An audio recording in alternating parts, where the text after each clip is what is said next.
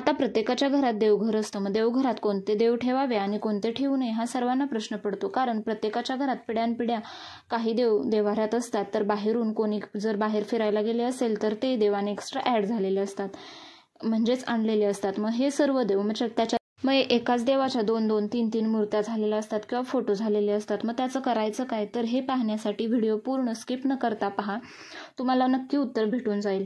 आता मुख्य म्हणजे देवाऱ्यात एका देवाचे 2पेक्षा जास्त फोटो किंवा मूर्ती नसावी.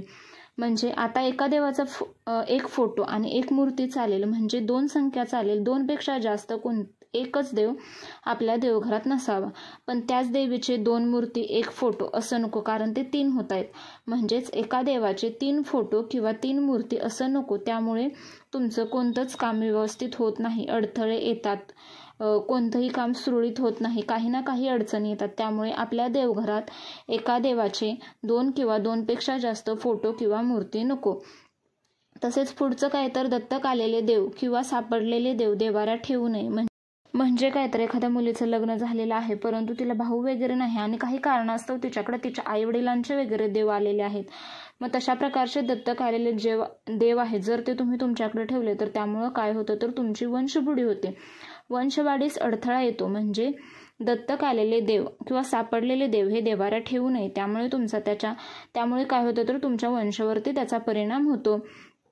त्यामुळे विधिवत त्याचं विसर्जन करावे, देवाऱ्यात ठेवू नये, नाहीतर तुमच्या अडचणी अजून वाढतात आणि म्हणजे पाठीमागचे दोष आहेत बाकीच्यांचे ते तुमच्या पाठी लागतात. तसेच भगवान शंकरांची शिवपिंडी मनुष्य जातीला पूजन करण्याचा अधिकार आहे, परंतु फोटो किंवा मूर्ती ही देवाऱ्यात ठेवायची नाही, ती फक्त स्मशानातच असते. त्या मूर्ती किंवा फोटोमुळे घरातल्या वातावरणात तांडवासारखा परिणाम होतो. त्यामुळे फोटो किंवा मूर्ती ही आपल्या देवाऱ्यात कधीही ठेवू नये. जर तुम्हाला ठेवायचं असेल तर शंकर, पार्वती माता, गणपती तसेच कार्तिकेय देव ह्यांची जर पूर्ण कुटुंबासोबतचा एखादा फोटो असेल तर तो अवश्य तुम्ही देवाऱ्यात ठेवू शकता. परंतु फक्त देवा शंकराचा जर फोटो किंवा मूर्ती असेल तर ते आपल्याला देवाऱ्यामध्ये ठेवण्यासाठी परवानगी नसते. त्यामुळे तुमच्या घरावरती त्याचा नकारात्मक परिणाम होतो. फक्त पिंड शंकर देवाची पिंड किंवा महादेवाची पिंड हीच देवाऱ्यात ठेवण्यासाठी आपल्याला परवानगी असते, तिची पूजन करण्यासाठी मनुष्य जातीला परवानगी असते. तसेच आपल्या घरामध्ये म्हणजेच देवघरामध्ये मारुतीरायाचा फोटो सुद्धा असू नये. जर एखाद्याचे घर दक्षिणमुखी असेल तर त्या पंचमुखी हनुमानाचा फोटो ते दक्षिण दिशेला लावला तरी चालेल, पण देवघरात अजिबात ठेवायचा नाही. तसेच शनिदेवाची पूजा देवघरात अनिवार्य आहे, पूजा करायची नाहीये. शनिदेवाची मूर्ती, फोटो हा आपल्या देवघरामध्ये नको, कारण ते तापट आहेत आणि घरातील वातावरणातही तसाच परिणाम होतो. तसेच काहींची कालिका माता ही कुळदेवी असते, तर आपल्या तुळजाभवानी मातेने कालिके मातेचे रूप धारण केलेले, त्यामुळे तुळजाभवानीची मूर्ती किंवा टाक ठेवा, पण कालिका मातेचा टाक किंवा मूर्ती ठेवू नका. त्यामुळेही तुमच्या घरामध्ये खूप त्याचा प्रभाव किंवा परिणाम होऊन जातो. बाकी तुमची इच्छा. तसेच मुंजोबा सुद्धा देवघरात चालत नाही, मूर्ती किंवा फोटो नसावा, कारण देवघरात मुंजा असेल तर बाकी देव काम करत नाहीत. पुढे तसेच देवघरात गायत्री मातेचा फोटो ठेवायचा नाही, कारण त्यांचे खूप कडक नियम आहेत. त्यांना मासिक पाळीची सावली सुद्धा चालत नाही. त्यामुळे एवढे नियम पाळणं मनुष्य जातीला किंवा आपल्याला रेग्युलर लाईफमध्ये तरी पॉसिबल होत नाही. परंतु तुम्ही त्यांच्या गायत्री मातेच्या बाकीच्या सेवा करू शकता, गायत्री मंत्र वगैरे असं काही करू शकता, परंतु जास्तीत जास्त गायत्री मातेचा फोटो ठेवू नये, कारण आपल्याला एवढं सगळं पालन करता येत नाही. तसेच घरात काळभैरव देव सुद्धा देवघरात चालत नाही, मूर्ती किंवा फोटो चालत नाही. तसेच देवघरात म्हसोबाची पूजा चालत नाही, कारण त्यामुळे कुळदेवाची किंवा देवीची छत्रछाया लाभत नाहीत.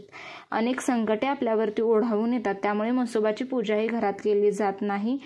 तसेच 3 इंचापेक्षा जास्त उंच मूर्ती देवाऱ्यात नसावी किंवा चिरलेले खंडित झालेले देव देवघरात नसावे, खराब झालेले फोटो देवघरात नसावे.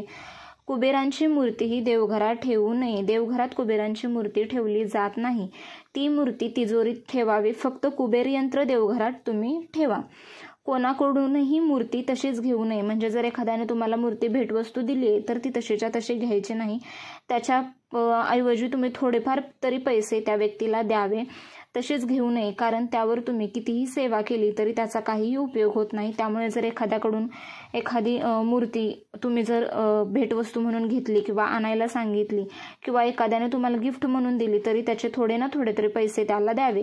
जर एखादा फोटो किंवा मूर्ती खंडित झाला असेल तर तो विधिवत त्याचं देवपण काढून नंतर विसर्जित करायचा असतो. तो कोठेही झाडाला खाली किंवा असा कोठेही फेकून द्यायचा नाही, तर त्याचं विधिवत देवपण काढायचा आणि नंतर त्याला विसर्जित करायचा. त्या प्रकारे मी तुम्हाला जे देवघरामध्ये कोणते देव ठेवायचे नाहीत सांगितलेले आहे ते तुम्ही देवघरामध्ये त्यांच्या मूर्ती किंवा फोटो ठेवू नका, परंतु तुम्ही त्याची फक्त सेवा केली, त्याचे मंत्र म्हटले तरी चालते, परंतु ते फोटो किंवा मूर्ती आपल्या देवघरामध्ये नसावे, कारण त्यामुळे आपल्या घरावरती, घरातल्या वातावरणावरती खूप परिणाम होतो, आपल्या संसारावरती परिणाम होतो. त्यामुळे व्हिडिओजमध्ये सांगितलेल्या गोष्टी नक्की लक्षात ठेवा. तसेच अजूनही चॅनलला सबस्क्राईब केले नसेल तर प्लीज सबस्क्राईब करा. व्हिडिओ आवडला तर प्लीज शेअर अँड लाईक करा. धन्यवाद. श्री स्वामी समर्थ.